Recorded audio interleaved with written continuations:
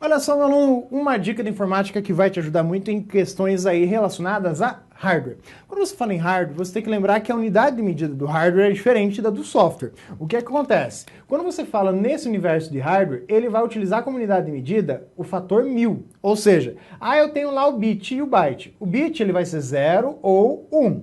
O byte, a cada byte que você tem, na verdade são 8 bits que você vai estar trabalhando. Mas, quando você fala em kbyte, 1 kilobyte, ele equivale a 1000 bytes. Isso quando você fala no universo do hardware. O software vai ser 1024. Então fique atento. Da mesma forma que você tem lá, eu tenho 1 megabyte. O que é 1 megabyte? 1 megabyte é equivalente a você ter 1000 kilobytes. Então você vai estar trabalhando com essa menção. E aí o que vem depois, que o máximo que pode aparecer na sua prova, normalmente, é falar, agora eu tenho 1 gigabyte. 1 gigabyte é equivalente a quanto? A 1000 megabytes. Então aí depois vem na sequência lá, você trabalhar com terabyte, petabyte, exabyte, zettabyte e yottabyte. Então você trabalha com essas menções. Só lembrar que o hardware usa 1000. Então falou, eu tenho um pendrive lá de 4 GB. Quantos megas ele tem? Então você vai pegar o giga, vai multiplicar por 1000, aí você tem em megas a capacidade dele. Então essa é a ideia básica quando você fala em hardware. Além disso, você tem aqui um princípio que são as memórias, que podem aparecer na sua prova. As memórias, elas podem ser definidas de que maneira? Você tem memórias que vão ser chamadas de memória RAM e a memória chamada de memória ROM. Qual que é a diferença entre essas duas memórias? Basicamente, que a memória RAM ela é uma memória volátil.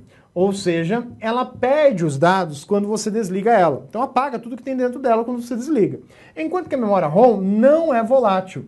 Então ela vai aparecer lá, não volátil. Significa que ela mantém os seus dados mesmo se você desligar esse tipo de memória. O que acontece ainda é que a memória RAM ela pode ser dita como uma memória expansível, porque você consegue aumentar a sua capacidade usando pentes de memória. E a memória RAM você vai falar em termos de gigabytes a sua capacidade. Detalhe que aqui na memória a RAM é 1024, tá? Mas é um hardware? Mas o sistema que trabalha com ele, esse caso aqui, são 1024, cada giga são 1024 megabytes e assim por diante. No caso da memória ROM, ela não é expansível e você vai falar ela em termos de kbytes a no máximo megabytes. Dificilmente você vai relacionar a memória ROM com algo muito grande, muito extenso. Então ela é um espaço de armazenamento limitado que você tem. O que mais pode aparecer para você sobre o universo de hardware de computadores? Simplesmente, eles podem mencionar ali que você tem uma hierarquia de memórias. E essa hierarquia de memórias tem ali no topo os registradores dentro do processador. Esses carinhas aqui, eles podem ou não aparecerem na sua pirâmide da hierarquia de memórias. Então eles podem citar ou não. Mas se eles não citarem, o topo seria a cache, que por sua vez ela pode ter 3 níveis, L1, L2 e L3.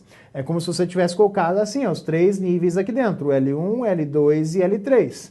Aquele que está mais ao topo é o que tem a menor capacidade, é o mais caro e mais rápido. O que está mais abaixo na pirâmide é o mais lento, é o mais barato pelo custo por unidade e o mais acessível também. Então a tecnologia é mais barateada realmente e maior em termos de capacidade.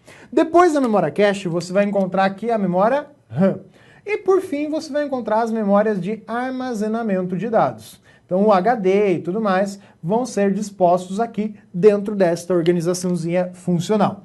Então a memória RAM é uma memória de acesso randômico, tal qual a memória ROM é. A diferença é que a memória ROM, na sua definição original, seria uma memória de apenas leitura, embora existam modelos de memória ROM que também dá para ler e gravar dados dentro dela. A memória RAM é conhecida como memória principal, memória de trabalho. A ideia dela é justamente diminuir a velocidade que existe o HD. O HD é muito lento e o processador é muito rápido. Então, para que a velocidade da memória do processador também não fique muito dispar, que fique muito ímpar, a ideia é criar essa memória cache, que é uma memória também temporária, também é volátil, portanto, e também tem acesso aleatório a suas informações. Ela usa basicamente a mesma tecnologia da memória RAM, só que muito mais rápida que a memória RAM, e muito menor. A memória L1, normalmente você vai falar ela em termos de kbytes no máximo.